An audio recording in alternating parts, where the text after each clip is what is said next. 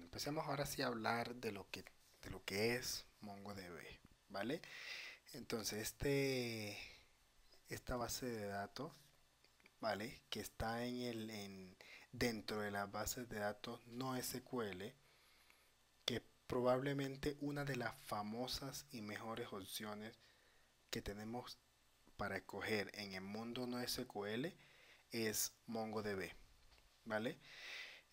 Con un concepto muy diferente a lo que tiene que ver con la base de datos relacional, ¿vale? Que estuvimos hablando en un video anterior. Se está convirtiendo en una interesante y atractiva alternativa, ¿vale? Para el desarrollo de aplicaciones y demás, que tengamos en cuenta que cualquier desarrollo nos incurre en que tenemos que guardar datos, administrar datos, consultar datos. MongoDB se ha vuelto una interesante alternativa. Pero bueno, eh, cuando uno inicia como tal en MongoDB, podemos sentirnos un poquito perdidos, obviamente, porque venimos de un mundo relacional y nos estamos cambiando a este nuevo mundo que es el mundo no relacional. Por eso nos podemos sentir un poquito perdidos. Eh, ¿Por qué nos podemos sentir perdidos? Porque en este mundo no tenemos tablas, ¿vale? No existen las tablas, no existen los registros, eh, que es una de las cosas más importantes. No tenemos SQL, ¿bien? Aquí no existe eso. Aún así, MongoDB es una serie candidata para almacenar un montón de datos de todas las aplicaciones que tenemos. Pero, o sea, ¿cómo puede ser que estemos hablando de que esto sea una alternativa interesante, ¿vale? Pero al mismo tiempo no tengo tabla, me dices que no tengo registro y lo más importante, no tenemos SQL y aún así me dices que es una interesante alternativa. O sea, ¿por qué? Cuéntame, que no entiendo ahí. Bueno, entonces eh, vamos a explicar por qué es una interesante alternativa. Entonces, comencemos por su definición, que la tiene aquí en su página principal, la página oficial de MongoDB. Entonces, comencemos que MongoDB es una base de datos eh, orientada a documentos con una escalabilidad y flexibilidad que tú deseas, ¿vale?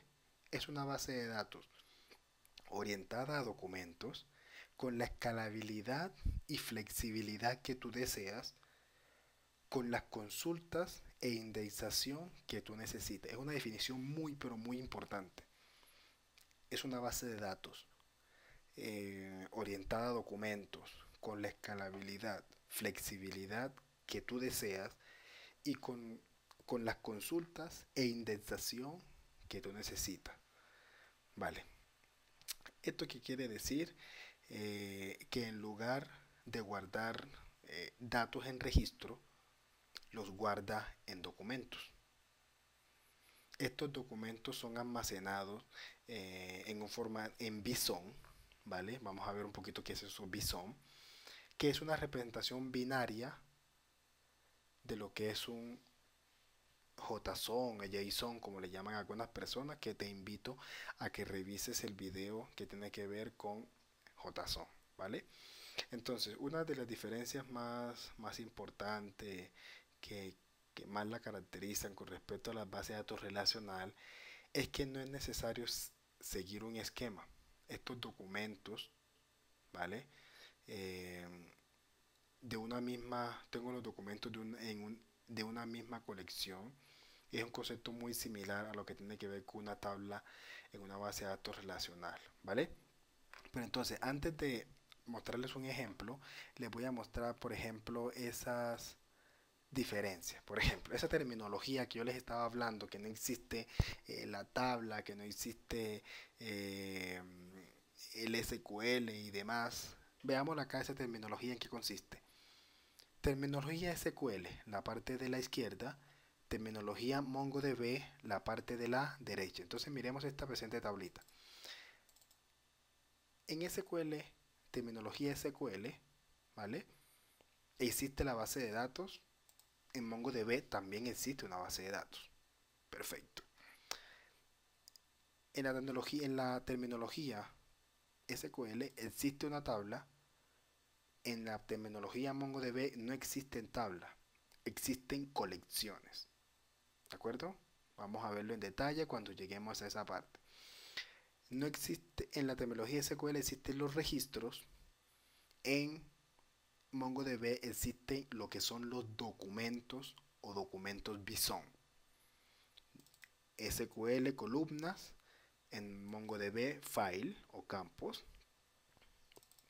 SQL index, acá también existen los índices.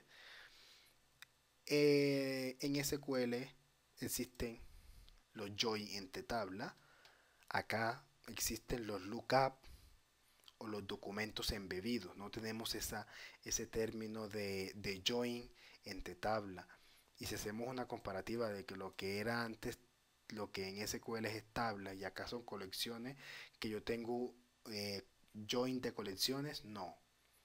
Acá tengo lookup y documentos embebidos.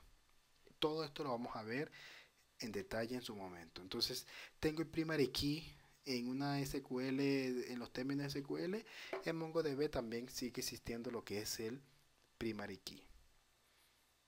Entonces, por último, que tenemos acá, especificando una columna única, ¿vale? O una combinación de columnas como una llave primaria. En MongoDB, la primaria es automáticamente establecida por el campo rayal piso ID. Significa que este campo o file, como se llama en MongoDB, no lo crea él automáticamente, ¿vale? Y para él, esta es la columna, perdón, el campo que sería la llave primaria. Yo no necesito crearlo. Tengo acá las agregadas, como las agregaciones o como los group by, ¿vale? Acá vamos a tener lo que son los pipeline. En su momento lo vamos a ver, etcétera. Entonces vamos a ver acá esta gráfica.